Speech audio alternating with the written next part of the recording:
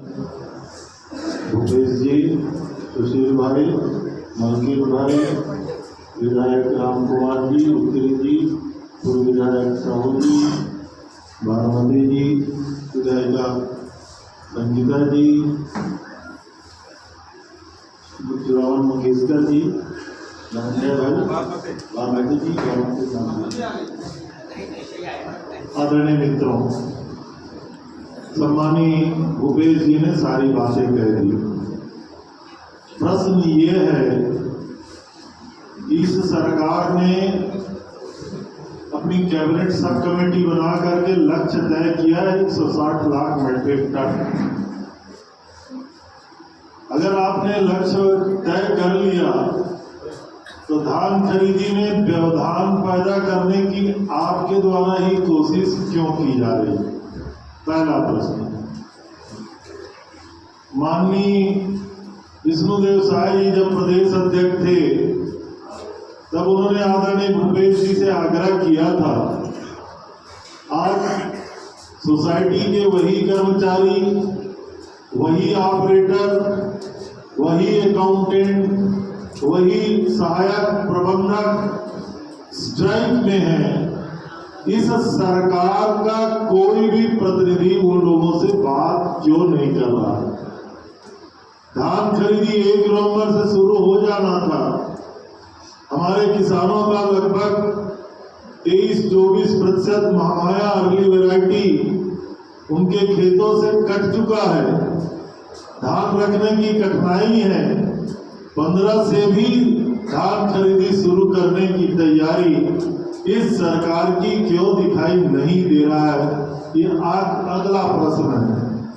सोसाइटियों की स्थिति को काफी कमजोर करने का प्रयास क्यों किया जा रहा है? प्राइमरी सोसाइटी सहकारिता का बेस लाइन है, आधार है, और किसानों का लगभग सब कुछ है। सोसाइटी से हमको लोन लेना होता है, केसीसी बनाना होता है, फर्टिलाइजर लेना होता है, धान खरीदी करना होता है, बैंक का फाइनेंस होता है, पैसे का लेन देन किसानों का ट्रांजैक्शन प्राइमरी सोसाइटी से होता है। और इस सोसाइटी को पिछली बार जब सुखद और कमी के कारण ऐसी स्थिति हो गई थी कि सोसाइटी की माली हालत अपने स्वयं के व्यापार करने में सक्षम नहीं हो पा रहे थे, तो 250 करोड़ रुपया की अधिक की राशि छत्तीसगढ़ के प्राइमरी सोसाइटियों को आदरणीय भूपेश जी की सरकार ने अनुदान के रूप में दिया था। तब सोसाइटी बहुत अच्छे से काम कर रही थी। आज फिर से सोसाइटी लगभग सारा डिफॉल्ट होने की स्थिति में है, कालातीत होने की स्थिति में है। अब ये सरकार दोनों तरफ से, कर्मचारियों की मार अलग, सोसाइटी पे आर्थिक भार अलग, दोनों तरफ कोई विचार इस सरकार नहीं कर रही है। और दुर्भाग्य ये है कि छत्तीसगढ़ में धान कटाई शुरू हो गया, किसान इंतजार नहीं करते। धान कटाई होने के तत्काल पश्चात रबी की तैयारी करते हैं। और दुर्भाग्य है, पूरे प्रदेश में रबी के लिए डीएपी खाद एक भी सोसाइटी में किसानों के लिए अभी विद्यमान नहीं है।